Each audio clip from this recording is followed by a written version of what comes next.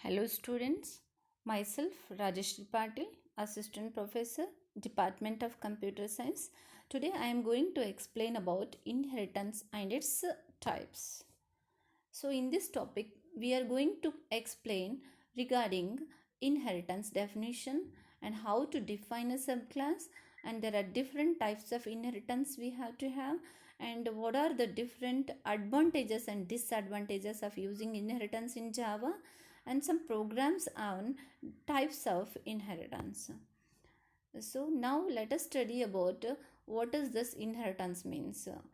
Deriving a new class from existing class such that the new class acquires all the features of existing class is called as inheritance. Means the new class will having a features of its own, as well as it can have a features of existing class. So such phenomena is called as inheritance. Means suppose that you are a children, you are accessing the certain features of your parents. You have a certain features of parents, like color will be there, some nose, ears, and your face cut, something you have. So you are a child class and your parent is the parent class. You are acquiring the certain features of your parent class. No, this phenomena is called heredity, we can say there. But in Java we can say this phenomena as inheritance. So the old class is known as certain some names we are referring in the Java. Old class is called sometimes as a base class, or sometimes we refer it as a super class, and sometimes we can refer it as a parent class. Whereas a new one class is called as a subclass, or sometimes we can also say as a derived class, and sometimes we can also say as a child class. So certain words we are using when you are studying this inheritance concept, like super class, intermediate class, and the child class we are using. Super class is the one which already uh, already existed one, whose properties are going to be inherited. Means whose features are going to be extracted by the subclass, and that class is called as a superclass, or else a base class, or else a parent class. So this is about a superclass. So now we come to know what this intermediate class means. What intermediate is the base class. Intermediate base class is the one which acts as a base class in one context, and in another context it acts as a derived class. Means sometimes this intermediate class, sometimes it acts as a super class, sometimes it acts as a derived class. Just I will give an example, like you are a children and your parent and a grandparent will be there. Now your parent will act as an intermediate class. How? See, your parent will act as a children's to your grandparent, and for you people, means for you, your parent will act as a parent class. Are you getting my point? So in some context, your parent acts as a children to your grandparent.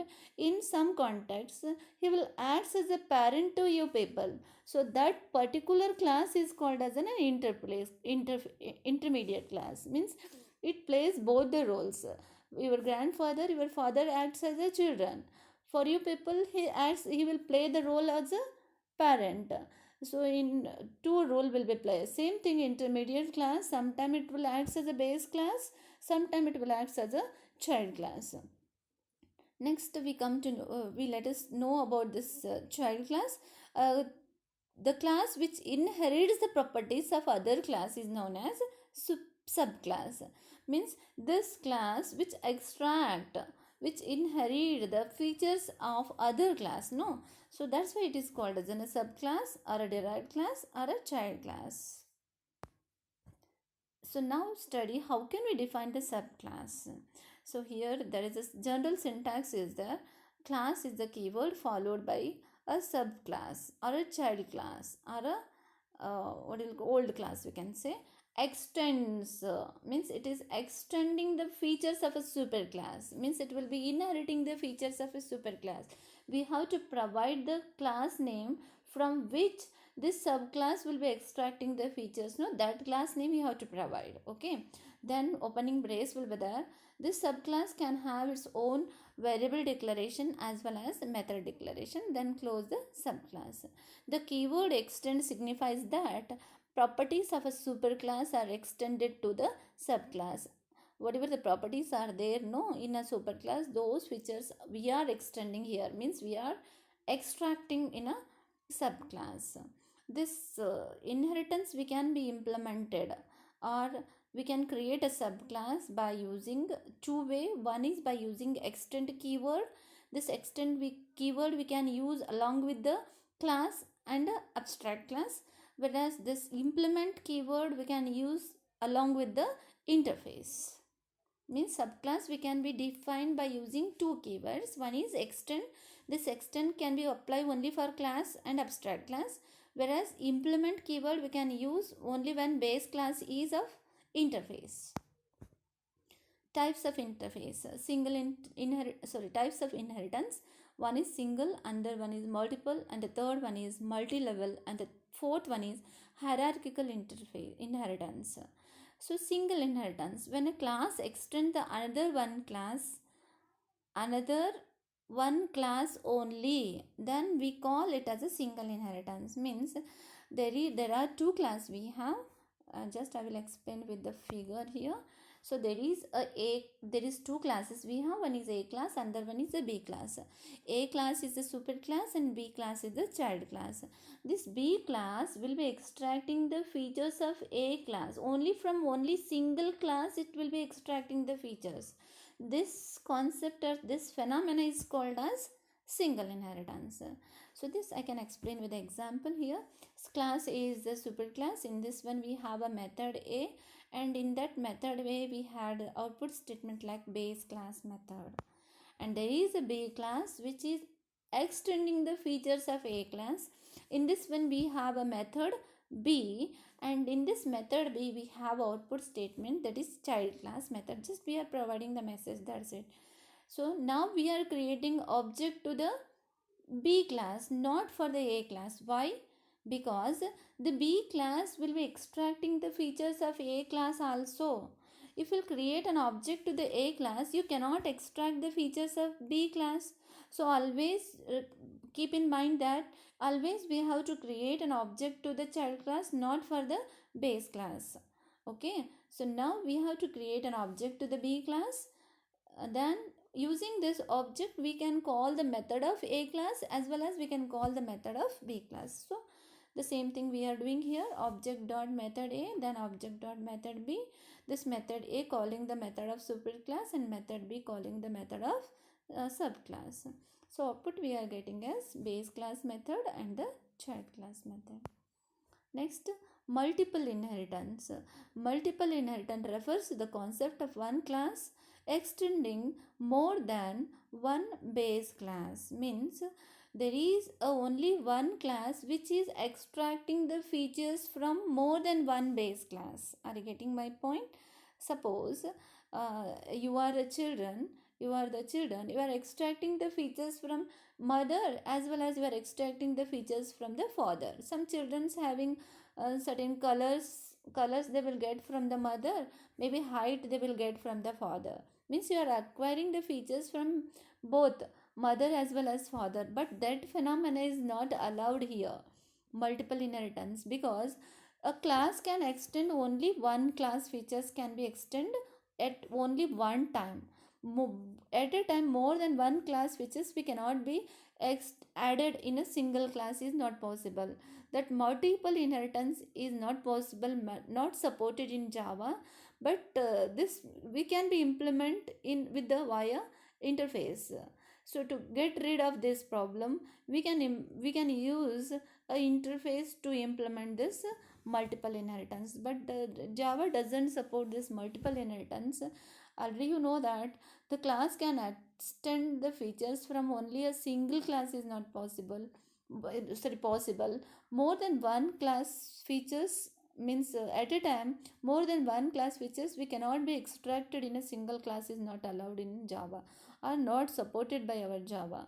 So to overcome this drawback, alternative to that we are using what you will call as interface. The interface allows to implement more than one or more interface into a single class is possible. Means a class can implement more than one interface is allowed. Means we can perform the operation of multiple inheritance by using interface is possible. Multi-level inheritance. So in the multi-level inheritance there are more than one levels we have to have. Here there is a base class is there, intermediate class is there, and child class will be there. So here A will act as a base class to the this B class, and here B class will act as a derived class in one context, and for the C class B will be acts as a base class, whereas C will act as a child class. So this defining in this way, this phenomena is called as multi-level, because there are different level we have to have here. C at the first level, and this is at the second, and this is at the third level. So class A serve as a base class for the class B, and this class B will serve as a base class for the class derived class C.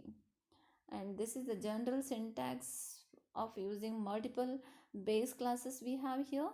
Like class A, class B extend the features of class A, and this class C extend the features of class B. This process may extend to any number of levels is possible. This class C can still inherit the members of both A and B. Once again we can write like class D extend class C, we can write like that. This process will going to be continued. It depends on you how many level of classes we want to include. It is left to you. And the last one is hierarchical inheritance. This kind of inheritance, one class will be inherited by a many subclasses. Here A is the superclass where B, C, D are the subclasses. These all B, C, D classes can inherit the features from the single class. There is a single parent is possible in a hierarchical inheritance. So these are the certain advantages of using inheritances, and certain disadvantages also are there in inheritance.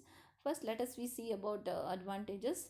Inheritance allows us to reuse of code, write once, use it multiple times. You know that once if you define the class, that you can inherit in any number of classes possible. It means that you are writing class only once, but you are using it in multiple times is allowed in Java. This makes us to write the less code, and the code become much more readable. So definitely we can say when you are writing a class only once, you are using many times, means definitely it becomes size of a code becomes very less, as well as it becomes more readable, because related in functionality you can be placed in one class, and whatever the changes or something error something you are getting, you can go to that particular class, you can make only changes to that class. It is not possible to make changes to in all the classes, is not possible, not necessary.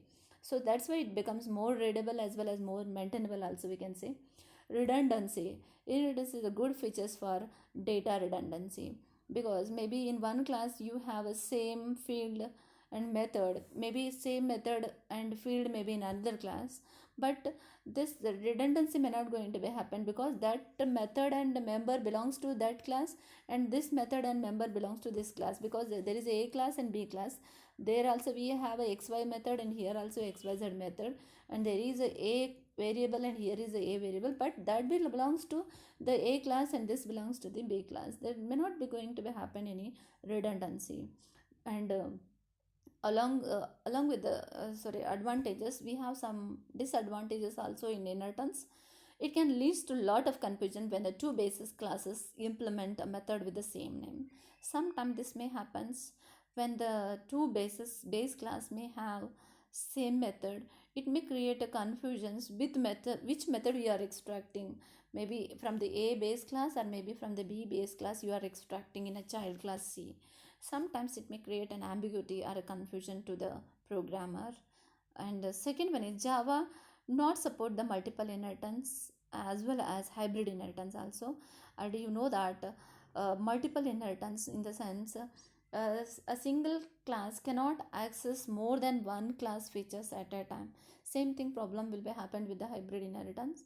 It doesn't support, but alternative to this multiple inheritance we can use the interface, implementing interface we can cope up this multiple inheritance is allowed. The extend keyword permits to connect to the class with only one class. I think already I had explained many times in this session. The extend keyword can permit to access only one class at a time.